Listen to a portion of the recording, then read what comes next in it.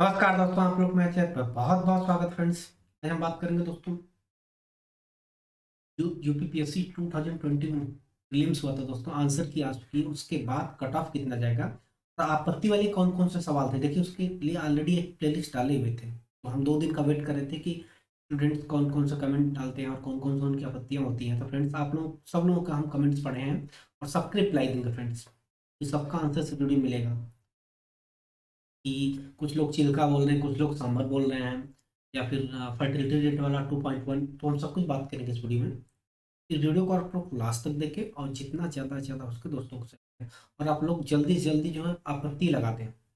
बस हम आप लोगों को प्रूफ भी देंगे कुछ हम तक, से आप लोग इस आपत्ति लगाने में फायदा होगा। देखिए 2 से 3 क्वेश्चन ऐसे हैं जो कि स्ट्रॉन्ग है। डाउट जो डाउट वाले वो भी बात करेंगे। उसके बाद लास्ट में डिस्कस करेंगे कट ऑफ। कट ऑफ का ऑलरेडी हम डाल चुके हैं, फिर भी बात करेंगे। और हाँ दोस्तों, अगर आप लोग नए हैं तो टेलीग्राम चैनल को फॉलो कर दें, नीचे लिंक डाल देंगे, क्योंकि अभी बीपीएससी आने वाला है, यूपीएससी और यूपीएससी आने वाले हैं, और भी आरओ के आने वाले हैं। तो उसके लिए हम छोटे छोटे प्लेलिस्ट डालेंगे, जैसे साइंस के हो गए और हिस्ट्री के हुए, खासकर जैसे लेक्स हो गए, आपके बोर्ड्स हो गए, तो वो आपके काफ़ी यूजफुल होगा उस तरीके से। स्टार्ट करते हैं फ्रेंड्स। देखिए ये ऑलरेडी हम डिस्कस कर चुके थे। अभी आप रिसेंटली कमेंट किए थे कुछ ने कि सर हेडलाइन इन्फ्लेशन का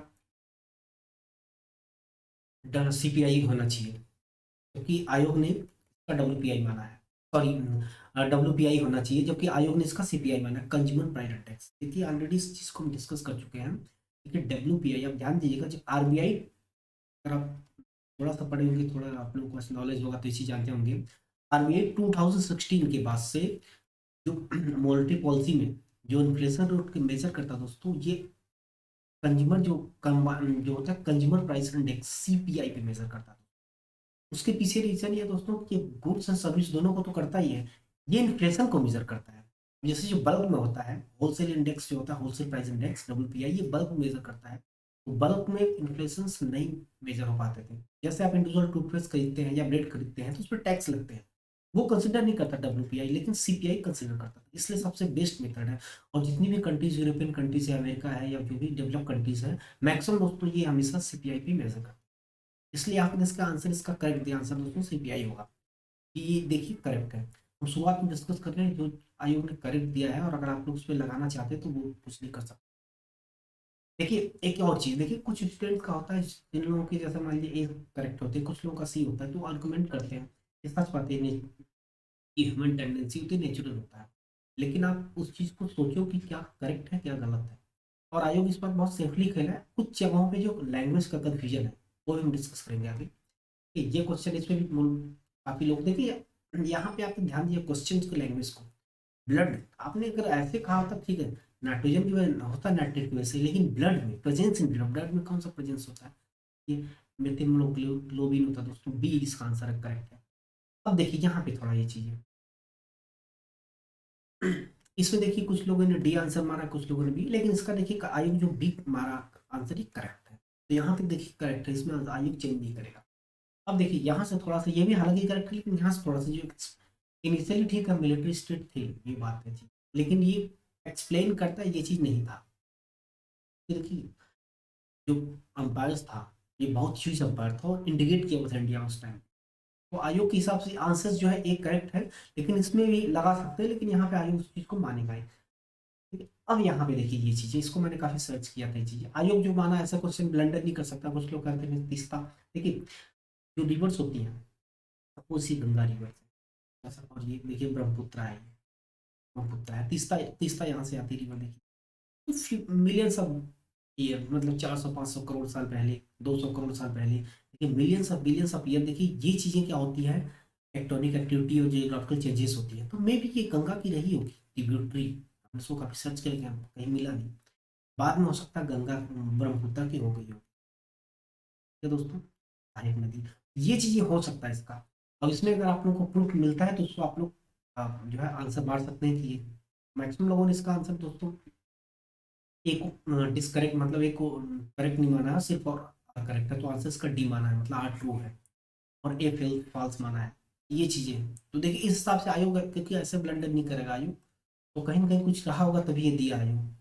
देखो देखिए टेक्टोनिक एक्टिविटीज हो गई, जियोग्राफिकल चेंजेस होते हैं, विलियंस ऑफ ईयर, उसके बाद से क्या होता है, चीजें चेंज होती हैं।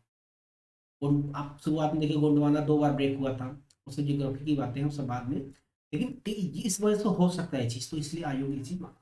आगे बढ़ते देखिए। अब देखिए यहाँ मैंने इसको ऑलरेडी डिस्कस कर चुका हूँ, क्योंकि नेट जीरो ये टर्म ऐसा है, टर्म की वजह से जो है कंफ्यूजन है। और अभी आगे बढ़ते हैं, तो इसको हम ऑलरेडी डिस्कस कर चुके हैं। ये देखिए ये का गलत होगा, क्योंकि देखिए इसको आयोग या तो बी मानेगा, या तो डी मानेगा, या तो क्वेश्चन क्रिएट के, क्योंकि इसमें जो आयोग मानता है वही करेक्ट होता है। लेकिन यहाँ पे आप ये लगता है मेजर फैक्टर, आप देखिए निम्नलिखित से कौन सा आर्थिक विकास का मुख्य कारक नहीं है। देखिए ये तो किसी बुक में नहीं है, ना तो किसी गवर्नमेंट ऑफिस में है, डॉक्यूमेंट्स में, ना तो इसका कोई मतलब प्रूफ होता है, स्टैटिक है, वन लाइनर की कर। तो इस चीज को आप लोग देखिए, अगर लगाते हैं तो आयोग के ऊपर अगर मानता है तो ठीक है, नहीं मानता ये चीजें। देखिए इसमें से बी और डी दोनों, आयोग ने काफी लोगों ने इसका बी मारा है, बी भी हो सही है, लेकिन इसका डी आंसर आयोग ने दिया है, क्योंकि मेरे हिसाब से गलत है ये चीज। इसमें आप लोग लगा सकते हैं, लेकिन अब मानना ना मानना उस आयोग के ऊपर है, क्योंकि ये क्वेश्चंस ऐसे हैं जिसका कोई प्रूफ नहीं होता है, इसी वजह से। यहाँ पे देखिए काफी लोग डिस्कस कर रहे थे कि ये चीज सही है, क्योंकि मैं इस चीज को फर्स्ट वीडियो में इसलिए नहीं लिया था। The urbanisation help in reducing the birth rate, high literacy rate is directly, आप एक चीज ध्यान दीजिएगा, कभी भी एक्सट्रीम डायरेक्टली ठीक है रिलेटेड होते हैं।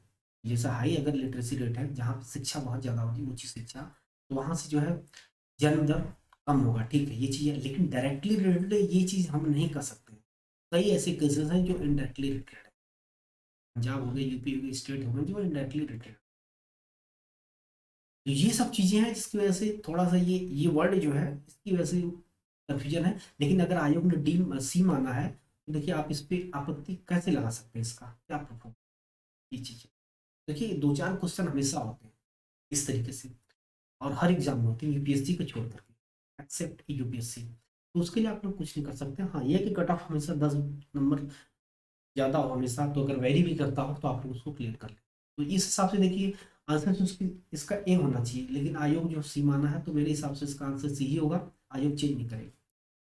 यहाँ पे देखिए महान भाव ने किया था, तो मुझे करना पड़ा। देखिए आंसर करेक्ट, आयोग ने इसको सही माना है, क्योंकि देखिए जो दृष्टि थी, दृष्टि मतलब मीन्स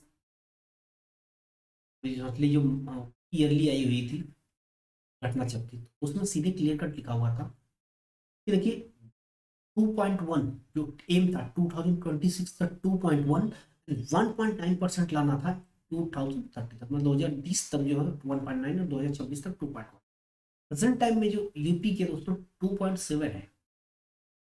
अभी इन्होंने जन्म दर की बात की, कहा था फर्टिलिटी रेट अलग होता है, जन्म दर अलग होता है, प्रजनन दर यहाँ पे देखिए, जो कि लास्ट ईयर में पूछा वो क्वेश्चन 2.1 इंडिया के रिसेंटली, लास्ट 2018 में पूछा, और क्वेश्चन हमेशा पूछता है। इसका आंसर सी करेक्ट आयोग ने दिया है, ये गलत नहीं है। जो कमेंट आया था एक लोगों का महान भाव का, तो इसलिए मुझे उनको रिप्लाई कर। देखिए अब यहाँ पे देखिए, मैं इसलिए यहाँ पे थोड़ा ऊपर क्वेश्चन लिया हूँ कि निम्नलिखित में कौन से भारत के पूर्वी तट पर स्थित लगून झील सबसे बड़ी। यहाँ लेने का रीजन देखिए, ये बहुत कंफ्यूजन है। देखिए यहाँ language largest saline water lake in India, Bharat में खारे झील की सबसे बड़ी झील, अगर आप सबसे बड़ी देखते हैं तो ये दोस्तों चिल्का है, चिल्का न कि सांबर। इनलैंड अगर इनलैंड पूछता, इनलैंड अगर पूछता तब सावर होता।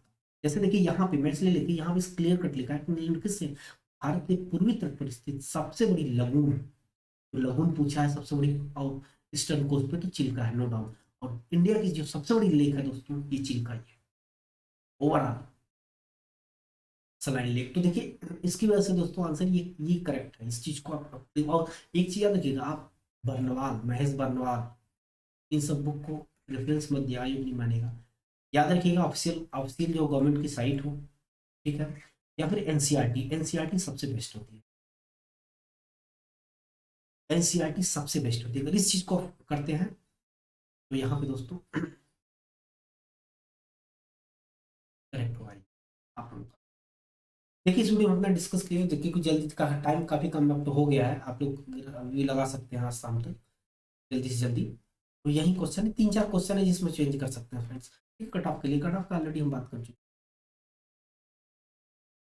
2020 में देखिए दोस्तों, 2020 में 110 क्वेश्चन, 110 क्वेश्चन का मतलब सोचते हैं कितना हो गया करीब 83 question around point and something. हम ये नहीं करें कि वो 110 से कम जाएगा, हाँ, लेकिन जो 100 तक भी कर रहे हैं ना, लेकिन याद रखिएगा फ्रेंड्स 85 जिन लोगों के हैं वो 100% और जिन लोगों के 82 है लोग 99%, क्योंकि 82 वाले भी 99% जो मेंस के लेवल के हैं।